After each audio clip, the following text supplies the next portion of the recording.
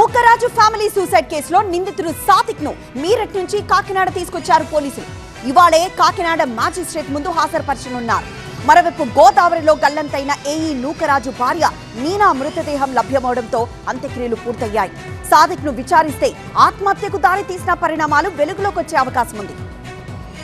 కాకినాడ జిల్లాలో సంచలనం సృష్టించిన AE Nookaraju family suicide case నిందితుడు సాదిక్ ఖాన్ ను కఠినంగా శిక్షించాలని ఏఈ నూకరాజు కుటుంబ సభ్యులు డిమాండ్ చేస్తున్నారు. జీవితంలో ఇంకెప్పుడు ఏ ఆడబిడ్డ జోలికి అతను వెళ్లకుండా ఉండాలండి.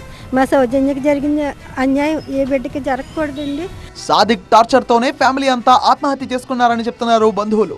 ముగ్గురు ప్రాణాలు తీసిన సాదిక్ కు ఉరిశిక్ష వేసినా తప్పులేదన్నారు. చాలా దారుణం పాల్పడ్డాడు సార్, చాలా టార్చర్ పెట్టాడు సార్. అంత టార్చర్ పెడితే కానీ వాళ్ళు సూసైడ్ నోటు అటెంప్ట్ చేశారు సార్. ఎందుకంటే బాగా మనస్తాపానికి గురయ్యి చేశారు సార్.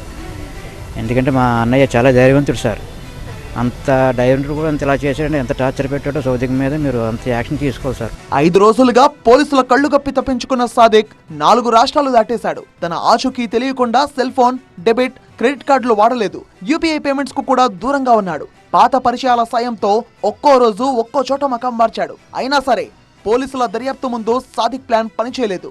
అతడు చేసిన ఓ చిన్న ఫోన్ కాల్ పోలీసులకు కీలక క్లూగా మారింది. ఈ నెల 16వ తేదీన నూకరాజు కుటుంబం గోదావరిలో దూకి ఆత్మహత్య చేసుకోగానే అదే రోజు అర్ధరాత్రి 12 గంటల సమయంలో సామర్లకోట రైల్వే స్టేషన్ లో కోనార్క్ ట్రైన్ ఎక్కాడు సాదిక్. అక్కడ ఓ వ్యక్తి ఫోన్ తీసుకుని కాకినాడలోని ఓ న్యాయవాదికి తన సోదరికి కాల్ చేసి మాట్లాడాడు. ఆ నెంబర్ను ట్రాక్ చేసిన పోలీసులకు సాదిక్ కదలికలపై కీలక సమాచారం లభించింది. కర్ణాటకలోని వాడి రైల్వే స్టేషన్ లో అతడు దిగిపోయి ఉండొచ్చన్న అనుమానంతో పోలీసులు అక్కడ సీసీ ఫుటేజ్ ను పరిశీలించారు.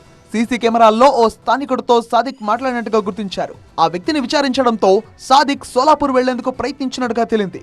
అక్కడి నుంచి మొదలైన దర్యాప్తు చివరకు మీరట్ వరకు తీసుకువెళ్లింది. కేరళ నుంచి సముద్ర మార్గంలో విదేశాలకు పారిపోయేందుకు సాదిక్ ప్లాన్ చేసినట్టుగా పోలీసులు గుర్తించారు. సాదిక్ విచారణతో ఈ కేసులో మరిన్ని కీలక విషయాలు బయటపడే అవకాశం ఉంది.